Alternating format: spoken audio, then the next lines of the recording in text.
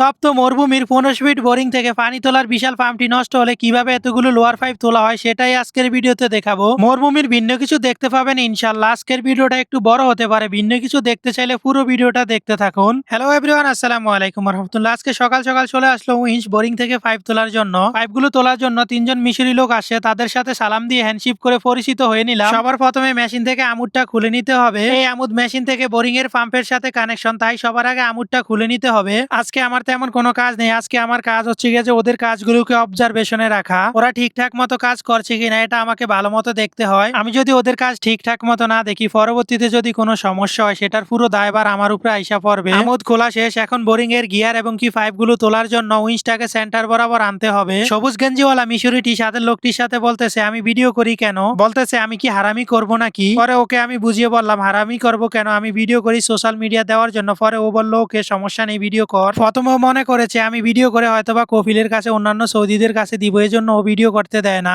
মরুভূমির এসব বোরিং গুলোতে অনেকগুলো লোয়ার পাইপ থাকে, 40 থেকে 120টা পর্যন্ত হতে পারে বা আরো বেশি। এতগুলো পাইপের ওজন অনেক বেশি, এজন্য উইঞ্চটাকে উঁচা করে নিচ্ছে যাতে গাড়ির চাকাগুলোতে প্রেসার কম পড়ে। এতগুলো পাইপের সম্পূর্ণ ওজনটি হচ্ছে এই যে গাড়ির দুইটা পায়ার মতো দেখতেছেন না, এই পায়াগুলোতে পড়বে। এতগুলো লোয়ার পাইপের ওজনে পায়াগুলো যাতে বালুতে ডেবে না যায় সেজন্য প্রথমে একটি লোয়ার প্লেট দেওয়া হলো, তারপরে একটি লোয়ার পাইপ দেওয়া হলো, তারপরে অনেকগুলো কাঠ দেওয়া হলো মজবুত করে। পাম্পের গিয়ারটা খোলার জন্য নাটগুলো খুলতেছে। এই যে বিশাল নাটটি দেখতেছেন না, এই নাটটি হলো বোরিং এর নিচে থাকা পাম্পকে ঘুরানোর আমুদের উপরে। এই নাটটি না খোলা হলে গিয়ারটা উপরে উঠানো যাবে না, তাই সবার আগে এই নাটটি খুলে নিতেছে। নাটটিতে অনেক জং ধরলো, তাই সবার প্রথমে বাখাক দিয়ে দিল, পরে কিছুটা মোবিল দিয়ে দিল যাতে নাটটি একটু ফ্রি হয়ে যায়। অনেকে মনে করেন আমি যে ইরিগেশন সিস্টেমে পানিগুলো চালাই এগুলো হয়তোবা সমুদ্র থেকে আসে। যারা এটা মনে করেছেন তারা আজকে দেখতে পাবেন যে মরুভূমির বোরিং থেকে কিভাবে পানি তোলা হয়। অনেকে দেখি বলতেছেন যে মরুভূমিতে নাকি কোনো পানি পাওয়া যায় না। মরুভূমিতে পানি পাওয়া যায়, কিন্তু পানির লেয়ারটা অনেক নিচে থাকে। গিয়ারটার যতগুলো নাট ছিল সবগুলো খোলা শেষ, এখন গিয়ারটাকে এখান থেকে উঠিয়ে নেওয়ার জন্য একদম পুরোপুরি প্রস্তুত। গিয়ারটা তোলা হচ্ছে আর আমি একটু দূরে চলে যাইতেছি, কারণ যদি পরবর্তীতে কোনো দুর্ঘটনা হয় যাতে আমি দুর্ঘটনা থেকে এড়িয়ে যেতে পারি। এই কাজগুলো করা অনেক রিস্কের এবং কি অনেক শক্তির প্রয়োজন, এই কাজগুলো নর্মাল মানুষে করতে পারবে না। এই কাজগুলো করার জন্য মোটামুটি 4 জন লোক হলেই পারফেক্ট হয়, কিন্তু ওরা 3 জন লোক আসছে, এই জন্য দেখেন উইন্সের ড্রাইভারটি হচ্ছে গিয়ে যে কাজ করতে হচ্ছে। গিয়ার তোলা শেষ, এবারকার গিয়ারের যে গাদাটা আছে গাদাটা তুলতে হবে। আর এই গাদাটার কাজ হচ্ছে গিয়ে যে এই যে পাম্পনিটাকে হচ্ছে গিয়ে যে ইরিগেশন সিস্টেমে ডেলিভারি দেওয়া। আর গিয়ারের কাজ হচ্ছে গিয়ে যে আমুরটা দেখতেছেন সাবমার্সিবল যে পাম্পটা আছে একদম নিচে, ওইটাকে ঘুরানো। গিয়ারের গাদাটাও খোলা হবে, কারণ এই গিয়ারের গাদা যদি না খোলে পরবর্তীতে হচ্ছে যে পাইপগুলো তুলতে পারবে না, তাই সবার প্রথমে হচ্ছে যে গাদাটা খুলতে হবে।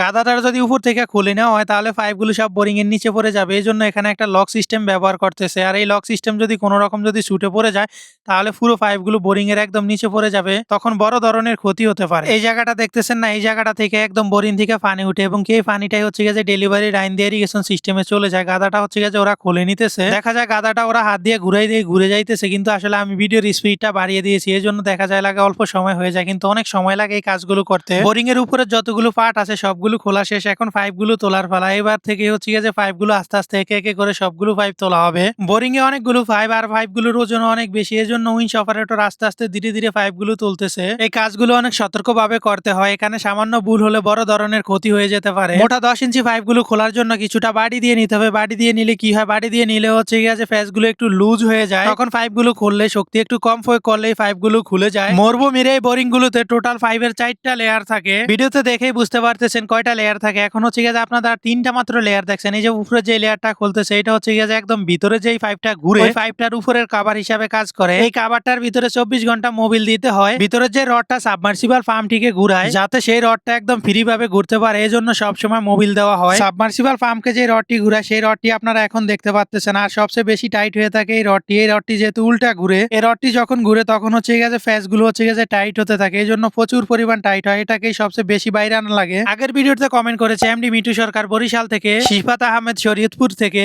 শামীম আহমেদ সৌদি আরব দাম্মাম থেকে, কবির খান ইন্ডিয়া আসাম থেকে, এমডি সোহেল সৌদি আরব রিয়াদ থেকে, রবিউল ইসলাম তোফারজল থেকে, নাসির চৌধুরী সৌদি আরব থেকে, শহীদুল ইসলাম দিনাজপুর থেকে, হোসাইন খান বাজিপুর থেকে, এমডি মাহবুব আলগোরায়েত থেকে। আপনি কোথায় থেকে দেখছেন কমেন্ট করুন, ইনশাল্লাহ পরবর্তী যে কোনো একটি ভিডিওতে আপনার কমেন্টটি পড়ে শোনানো হবে। এই যে এটা হচ্ছে গিয়ে পাম্প, একদম সবগুলো পাইপ উঠানো শেষ, সবার লাস্টে হচ্ছে গিয়ে যে পাম্পটা উঠাইতেছে।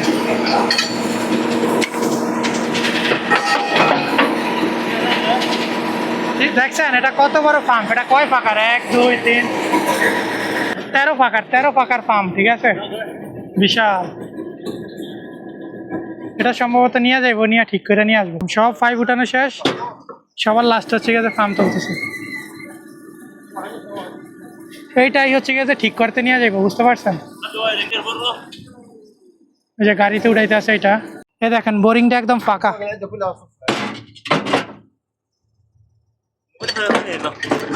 আমি খুব ভয় পাইতেছি যদি এটার ভিতরে পরে টেরে যাই। এই দেখেন উঠিয়ে নিতে আছে গাড়িতে।